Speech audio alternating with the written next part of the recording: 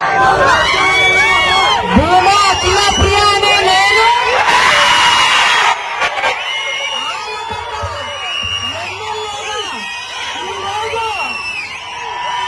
ఈ గడ్డ మీద అడుగు పెట్టినప్పుడు నిజంకంటే మీరు చూపించిన ఈ ప్రేమ అభిమానాలు, ఈ ఉత్సాహము, జీవితాంతము మీరందరూ చూపించిన ఈ అభిమానం నేను గుర్తు పెట్టుకోవడమే కాకుండా అవతల వాళ్ళు కూడా గుర్తు పెట్టుకునేలాగా చేస్తానని చెప్పి ఈ సందర్భంగా తెలియజేసుకుంటున్నాను.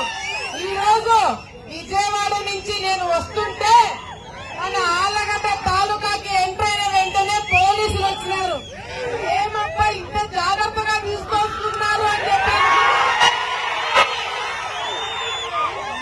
పోలీస్ బండి పోతుంటే 5 సంవత్సరాలు నా మీద కేసులు పెట్టడానికి, లేకపోతే నన్ను పోలీస్ స్టేషన్ తీసుకెళ్ళడానికి, లేకపోతే జగన్మోహన్ రెడ్డి వస్తే నన్ను ఎక్కడికి కదలనీయకుండా ఇంట్లో కూర్చోబెట్టడానికి పోలీసులు వచ్చినారు. కానీ ఇప్పుడు నన్ను చాలా జాగ్రత్తగా ఇంటి వరకు తీసుకొస్తున్నా.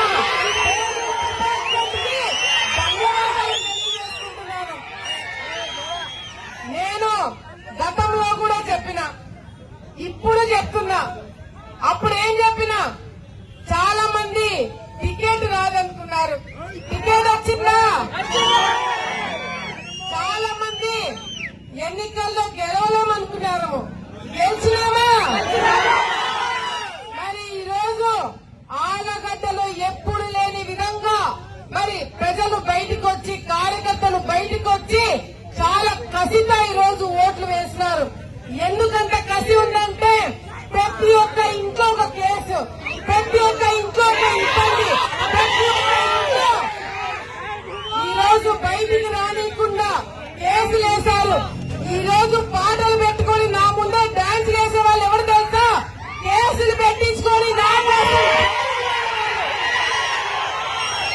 నా కోసం జైలుకి పోయిన వాళ్ళు ఈ రోజు డాన్సులు వేస్తున్నారు. ఈ రోజు నేను చెప్తున్నాను, నా కోసం ముందుకొచ్చి కేసులు వేయించుకున్న వాళ్ళు, నా కోసం కష్టపడిన వాళ్ళు, పార్టీ కోసం అండగా 5 సంవత్సరాలు నిలబడిన వాళ్ళని కాపాడుకున్న బాధ్యత మాది అని చెప్పి అభివృద్ధి చేస్తాం, రాజకీయం కూడా చేయబోతున్నామని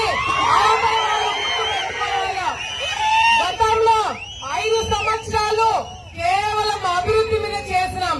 కేవలం రోడ్లు, ఇళ్లు, పెన్షన్లు ఇవి మాత్రమే చూసుకున్నాం.